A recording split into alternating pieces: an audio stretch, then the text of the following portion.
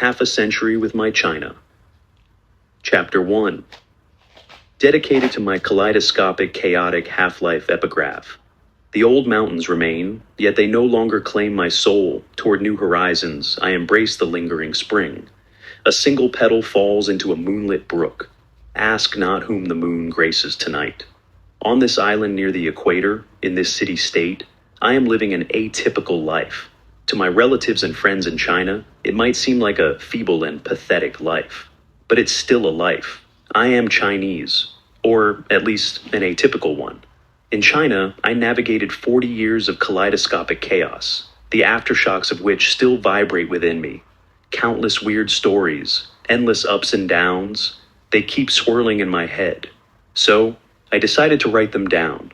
One day when my child, raised overseas, grows up and asks, "Dad, where did you come from? Where are you going?" I can simply hand him this book. He won't have to be a stranger to the stories of his ancestors and his father. This is a story lived upon Chinese soil, spanning from 1980 to 2030, half a century for an entire generation. Chapter 1. I like being your child, he said, March 1st, 2026. A mature HDB estate in Singapore. It was past 10 p.m. The lights were out. My son, Tian Hao, who was 4 years and 10 months old, was settling into sleep. After a while, in the darkness, lying on his bed, he said to me, "Dad, stop looking at your phone." "I'm typing," I replied. "But you're right, looking at a phone in the dark hurts the eyes, doesn't it?" "Yes," he said. I put down the phone. "Do you like being Mommy and Daddy's child?" I asked. He smiled and said, "I do." "I like being your daddy too," I told him. Then I asked again, "Do you like me being your daddy?"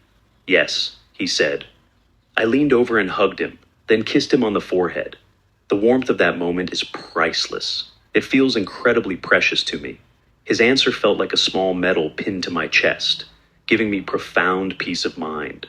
I hope that when he grows up, he will remember these small fragments of tenderness. May they allow him to remain confident, calm, and composed when facing life's low points. This kind of warmth is something I never possessed in my own memory.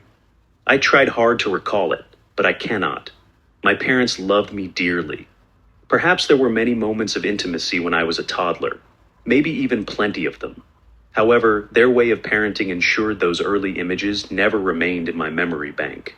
One scene I can recall, I was about in primary school, and we had returned to my grandmother's house in a northern rural village for the Chinese New Year. My mother, my grandmother, and a crowd of aunts were chatting by the bed in the main hall. I leaned in and played by the bedside. In that atmosphere of extreme relaxation and warmth, my mother gently stroked my head. I felt so happy, so comfortable. But in our small family of 4, I never remember her proactively caressing me. Today I no longer harbor the extreme resentment toward my parents that I once did. Especially as I wrote these words and soul-searched through the past decades, my heart has opened. I understand them better. Those stories and those flesh and blood souls have given me new perspectives, new insights, and new growth. In truth, my parents must have treated me with tenderness when I was little. They must have, perhaps many times. It's just that those moments left no trace in my memory, or were washed away by subsequent belittling and scoldings. If I were to blame them now, I would be unfairly demanding they give me something they never possessed themselves. How can a person give others what they have never received or owned?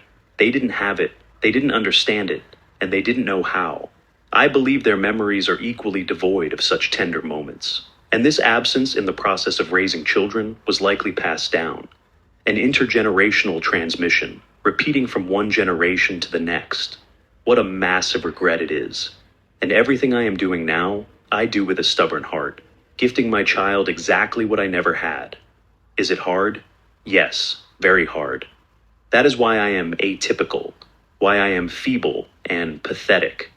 I hope that in my child's future life, there will be fewer messy things and a bit more joy.